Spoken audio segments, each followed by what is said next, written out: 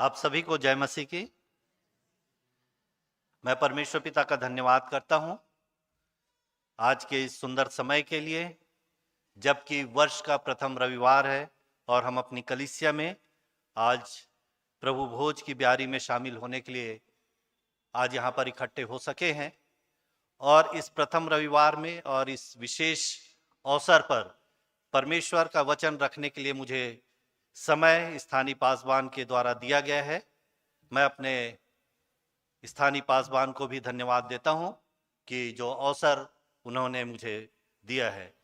इसके पहले कि हम वचन में से कुछ बातों को मनन करें, आइए हम अगुवाई के लिए छोटी प्रार्थना करेंगे।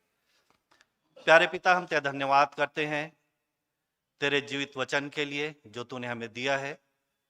जब हम तेरे वचन पर कुछ देर मनन करना चाहते हैं, प्यारे पिता, जिस प्रकार से पवित्र आत्मा की अगुवाई में ये वचन लिखा गया है, उसी पवित्र आत्मा की अगुवाई को हम सबके लिए मांगते हैं। अनुग्रह करे पिता कि तेरी आत्मा की अगुवाई में हम तेरे वचन के भेद की बातों को समझ सके। विशेषकर मेरी सहायता और मदद करे प्यारे परमेश्वर। इस समय मेरे मुंह के वचन, मेरे हृदय का ध्यान तेरे सन्मुख ग्रहण योग्य होने पाए, ताकि प्यारे परमेश्वर पिता हर बातों में तेरी महिमा हो, तेरा नाम ऊंचा उठाया जा सके। हर एक बातों के लिए तेरा धन्यवाद करते हुए प्रार्थना निवेदन अपने उद्धारकर्ता प्रभु यीशु मसीह के नाम से मांगते हैं, जैसे सुन और ग्रहण कर, आमीन।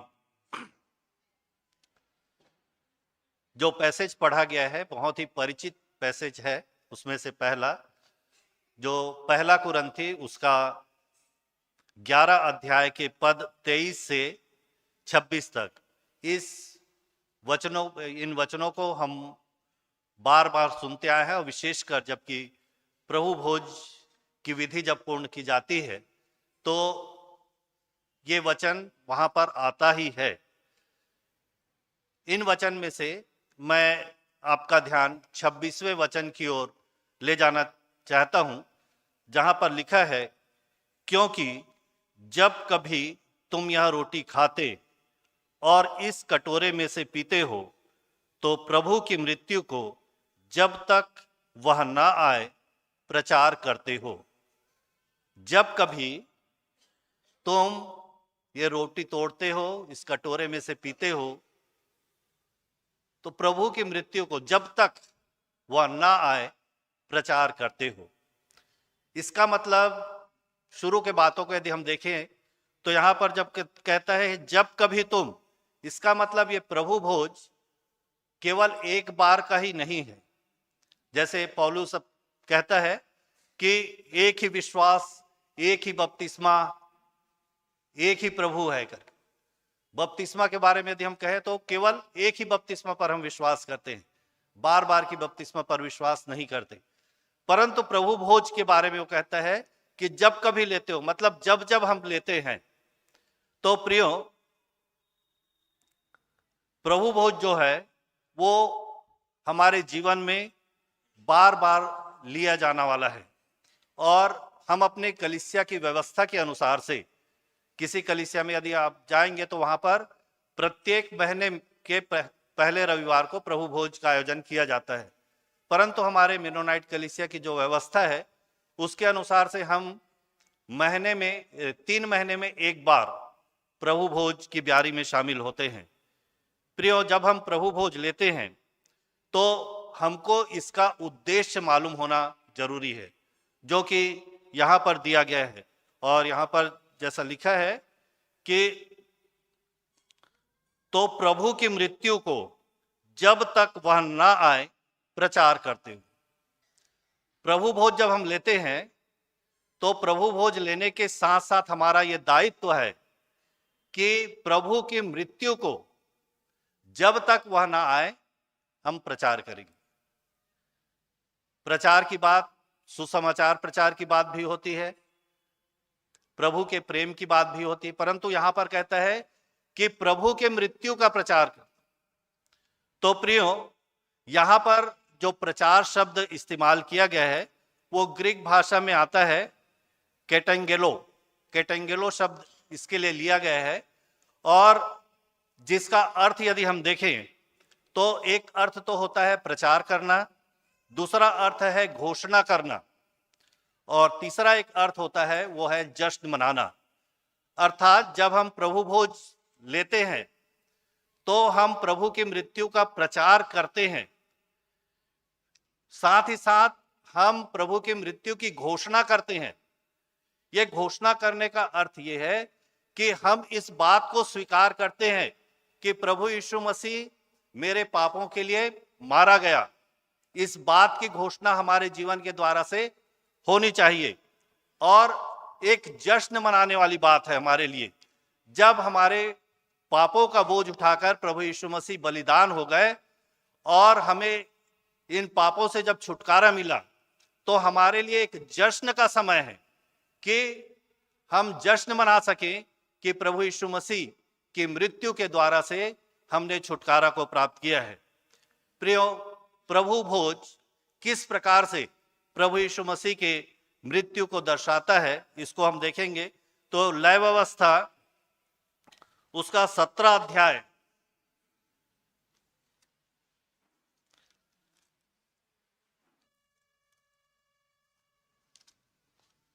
लय व्यवस्था के 17 अध्याय के 11 पद को यदि हम पढ़ें,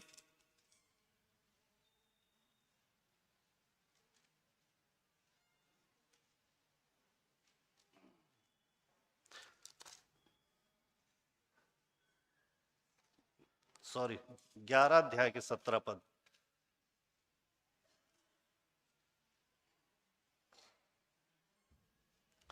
यहां पर इस बात को दर्शाया गया है कि प्राण जो है वो लहू में है,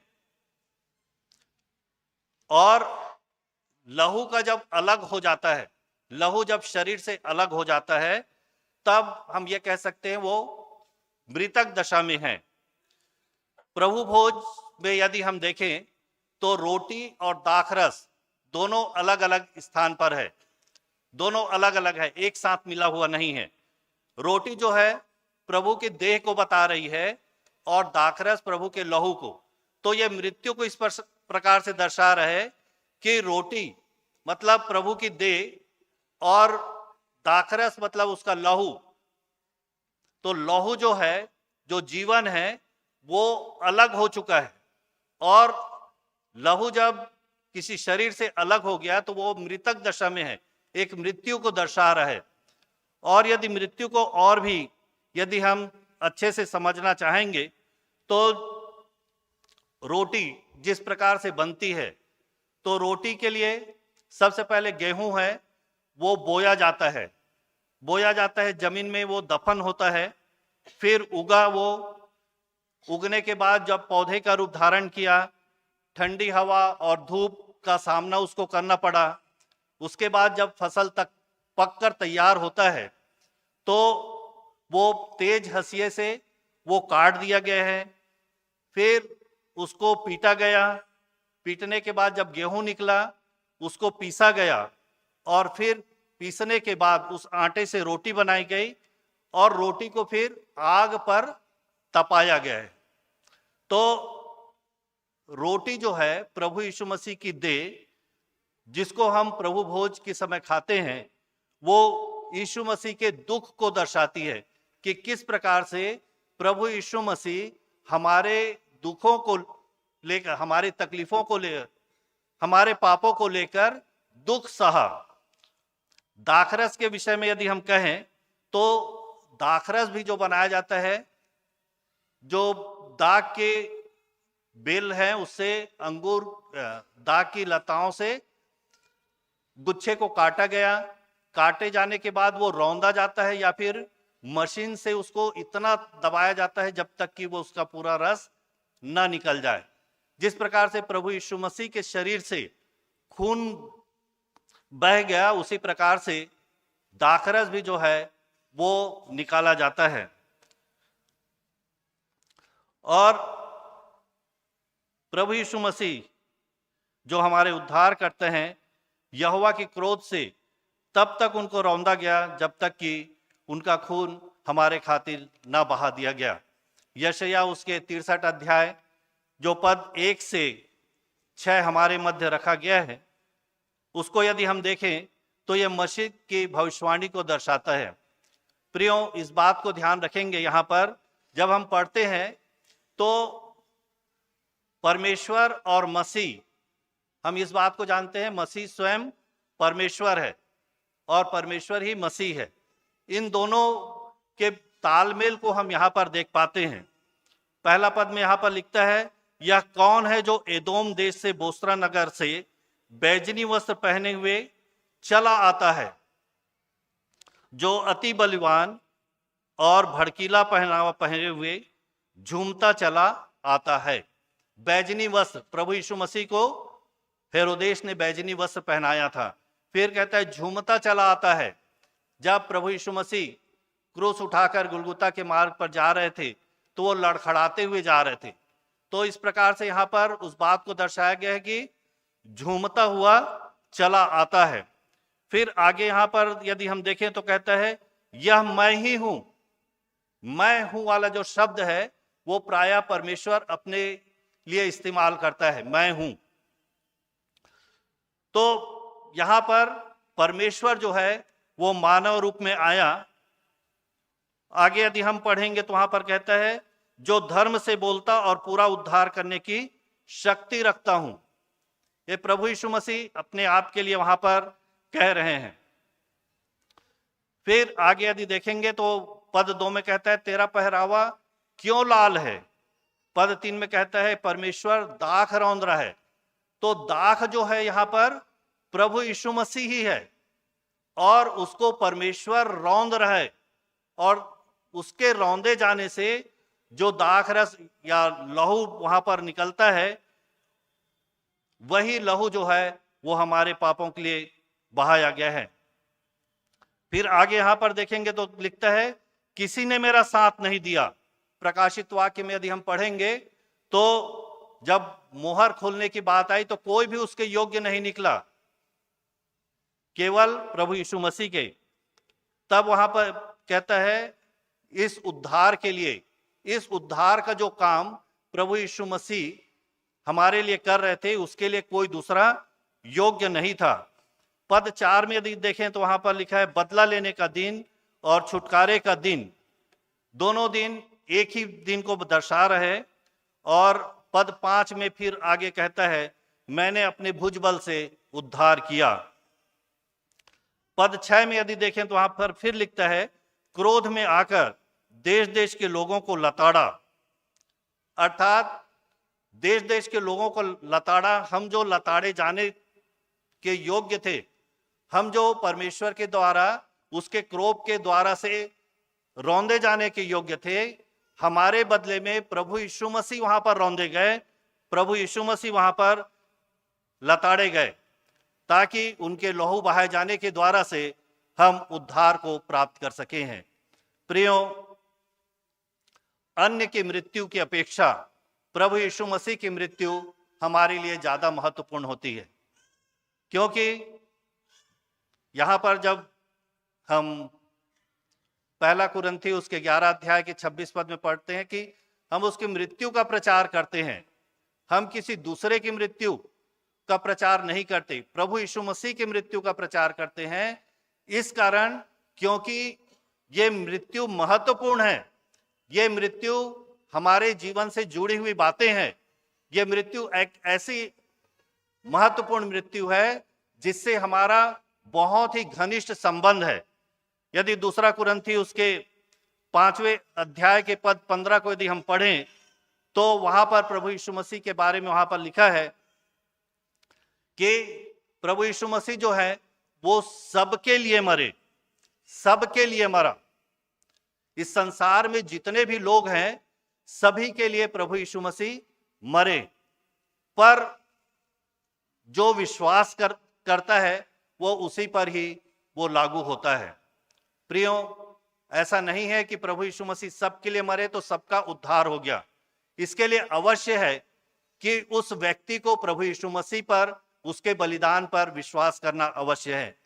पहला पत्रस उसके 3 अध्याय के पद 18 को यदि हम पढ़ेंगे तो वहां पर कहता है धर्मियों के लिए धर्मी मरा, अधर्मियों के लिए धर्मी मरा। अधर्मी, हम सब जो अधर्मी थे, परमेश्वर से दूर थे, उन सब के लिए एक धर्मी मतलब प्रभु यीशु मसीह मरे। इस कारण ये मृत्यु बहुत ही महत्वपूर्ण थी। पहला पत्रस उसके 2 अध्याय के पद 24 को यदि हम पढ़ें तो वहां पर कहता है, वह आप ही हमारे पापों को अपने देह में लिए हुए क्रूस पर चढ़ गया। वह आप ही, किसी ने उस पर उसको नहीं दिया कि तुमको ये काम करना है, कोई आज्ञा ऐसी नहीं थी, परंतु प्रभु यीशु मसीह आप ही हमारे पापों को अपने देह में लिए हुए क्रूस पर चढ़ गया। यूहन्ना उसके 10 अध्याय के पद 18 को यदि पढ़ें तो प्रभु यीशु मसीह अपनी जान अपनी इच्छा से दी। हमारे लिए उसने अपने प्राण को अपनी इच्छा से दिया। किसी प्रकार का कोई दबाव की स्थिति नहीं थी कि तुमको प्राण देना है या तुमको ये मृत्यु का सामना करना है। इब्रानियों उसके 10 अध्याय के 14 पद को यदि हम पढ़ें तो उसकी मृत्यु जो थी वो सर्वदा के लिए एक सिद्ध हो गई। अब हमको किसी प्रकार से और किसी बलिदान की आवश्यकता नहीं है, परंतु वो उनका बलिदान एक सिद्ध बलिदान था। इब्रानी उसके 10 अध्याय के 10वें पद को यदि हम पढ़ेंगे तो उनके बलिदान के द्वारा, उस लहू के द्वारा से हम पवित्र किए गए हैं। और इब्रानी उसके 4 अध्याय के पद 3 को देखें तो उनके बलिदान के द्वारा से हम विश्राम में प्रवेश करते हैं। प्रियो, ये सब बातें उनके मृत्यु से संबंधित बातें हैं, जिसके कारण से प्रभु यीशु मसीह का मृत्यु जो है वो अन्य मृत्यु से बहुत ही महत्वपूर्ण मृत्यु है, जिसका प्रचार करने के लिए यहां पर पौलुस लिखता है। प्रभु यीशु मसीह की मृत्यु से पाप और श्राप का जो दंड हमारे ऊपर था वो पूरा हुआ, और क्रूस पर के कहे गए वाणी में से 7वीं वाणी में जो कहा गया है कि पूरा हुआ, प्रभु यीशु मसीह ने हमारे ऊपर जो पाप और श्राप का दंड था उन दंड को पूरा किया है। और पहला कुरिन्थियों उसके 15 अध्याय के पद 3 से 4 को यदि हम पढ़ें तो वहां पर हम इस बात को पाते हैं। पहला कुरिन्थी उसके 15 अध्याय 3 और 4 पद को यदि पढ़ें तो लिखा है, इसी कारण मैंने सबसे पहले तुम्हें वही बात पहुंचा दी जो मुझे पहुंची थी कि पवित्र शास्त्र के वचन के अनुसार यीशु मसीह हमारे पापों के लिए मर गया और गाड़ा गया, और पवित्र शास्त्र के अनुसार तीसरे दिन जी भी उठा। कहने का अर्थ है कि प्रभु यीशु मसीह की जो मृत्यु थी वो कोई अचानक घटने वाली घटना नहीं थी, परंतु प्रभु यीशु मसीह की मृत्यु पवित्र शास्त्र के अनुसार से थी। पवित्र शास्त्र में जो भविष्यवाणी प्रभु यीशु मसीह के लिए की गई थी उस संबंध उसके अनुसार ही प्रभु यीशु मसीह की मृत्यु हुई थी। इस कारण से प्रभु यीशु मसीह का जो मृत्यु है वो एक महत्वपूर्ण मृत्यु थी। प्रियो, हम इस बात को भी जानते हैं कि प्रभु यीशु मसीह के बलिदान के द्वारा से हम छुटकारा को प्राप्त करते हैं। यदि इब्रानी उसके 9 अध्याय के 22 पद को यदि हम पढ़ें तो वहां पर लिखा हुआ है, बिना लहू बहाए पापों की क्षमा नहीं। प्रभु यीशु मसीह को हमारे लिए अपना लहू बहाया जाना जरूरी था, ताकि पापों की क्षमा जो हमको मिलनी थी वो मिल सके। पहला यूहन्ना उसके पहले अध्याय के 7वें पद को यदि देखें तो वहां पर लिखा है, यीशु का लहू हमें सब पापों से शुद्ध करता है। रोमियो उसके 3 अध्याय के पद 26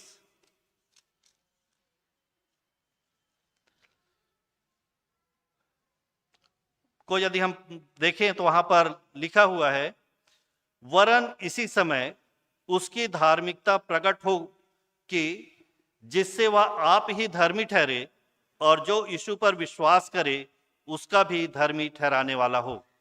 प्रियो, हम सब जानते हैं कि परमेश्वर धर्मी है, परमेश्वर न्यायी है, परमेश्वर प्रेमी है। पर इस बात को भी हम जानते हैं कि जब परमेश्वर धर्मी है तो वहां पर पाप की कोई गुंजाइश नहीं है। यदि परमेश्वर धर्मी है और हम जब अधर्मी थे तो न्याय होने के कारण से हमको पाप का दंड दिया जाना था। पर यदि हमको पाप का दंड दिया जाता तो फिर वहां पर परमेश्वर प्रेमी है ये हम नहीं कह सकते।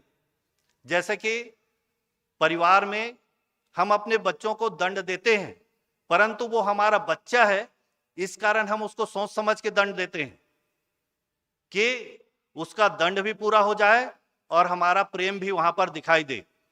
तो प्रियो, परमेश्वर अपने धर्मीपना को, अपने न्यायपना को वहां पर नहीं छोड़ता है, परंतु वो हमारे लिए अपने पुत्र को दे दिया ताकि वो हमारे लिए बलिदान हो। जब प्रभु यीशु मसीह पर दंड की आज्ञा हुई तो जो पाप था उस पर दंड की आज्ञा दे दिया। परमेश्वर न्याय बनकर वहां पर पाप पर दंड की आज्ञा देता है, साथ ही साथ हमारे बदले में अपने बेटे को देने के द्वारा से वो हमारे प्रति अपने प्रेम को भी दर्शाता है। और इस कारण कि हम नाश न हो, अपने प्रेम के खातिर वो हम नाश न हो, इस कारण से हमको बचाने के लिए अपने पुत्र को बलिदान करता है। प्रियो, इस बात को भी हमको ध्यान देना है। पहला कुरिन्थी उसके 10 अध्याय के 17 पद को यदि हम पढ़ेंगे तो वहां पर लिखा है, इसलिए एक ही रोटी है और हम जो बहुत है एक देह हैं, क्योंकि हम सब उसी एक रोटी में भागी होते हैं। प्रियो, जब भी हम प्रभु भोज लेते हैं तो हम मसीह की देह की सहभागिता करते हैं। और इन वचनों के अनुसार से यदि हम कहें मसीह की देह की सहभागिता करते हैं तो केवल ऐसा नहीं है कि सुंदरगंज कलीसिया जो मसीह की देह है उसी के सहभागी हो रहे हैं, परंतु एक विश्वव्यापी कलीसिया जो मसीह की देह है उसके हम सहभागी होते हैं। तो इस बात को भी हमको ध्यान रखना है कि जब भी हम प्रभु भोज में शामिल होते हैं हम मसीह के देह की सहभागिता को प्राप्त करते हैं। प्रियो, बहुत बार देखने में आता है कि बहुत से लोग प्रभु भोज के समय जब अब ब्यारी में शामिल होने की बारी आती है, बहुत से लोग उठकर चले जाते हैं। क्या आपको ऐसा नहीं लगता कि आप भी मसीह की देह की सहभागिता रखते हैं? यदि आप मसीह की देह की सहभागिता रखते हैं तो ये आपके लिए जरूरी होता है कि आप प्रभु भोज लेंगे। यदि आपका मसीह के साथ कोई सहभागिता नहीं है तो वो बात अलग है, आप उठ के जा सकते हैं, प्रभु भोज का तिरस्कार कर सकते हैं। पर यदि आपके सामने प्रभु भोज रखा गया है और आप कलीसिया के एक अंग हैं और जो निर्देश की बातें वहां पर दी गई है अनुचित रीति से ना लें, ऐसे यदि कोई कारण आपके जीवन में नहीं है और फिर भी यदि आप उसको लेके जाते हैं, छोड़ के जा रहे हैं, तो यह इस बात को दर्शाता है कि मसीह के देह के साथ आपकी सहभागिता नहीं है। प्रियो, इस बात को हर समय हमको ध्यान रखना है कि हम सब जो प्रभु यीशु मसीह को अपना उद्धारकर्ता स्वीकार किए हैं, हमारे लिए ये अवश्य होता है कि हम मसीह के देह की सहभागिता को प्राप्त करें इस प्रभु भोज के द्वारा। प्रियो, साथ ही साथ हम इस बात को भी ध्यान रखें, जैसा कि 11 अध्याय के पद 26 के में लिखा है पहला कुरिन्थी के, कि जब तक प्रभु नहीं आता है, जब तक प्रभु नहीं आता है तब तक हमको इन चीजों को लेना है। प्रियो, प्रभु भोज हमारे लिए एक औपचारिकता ना हो।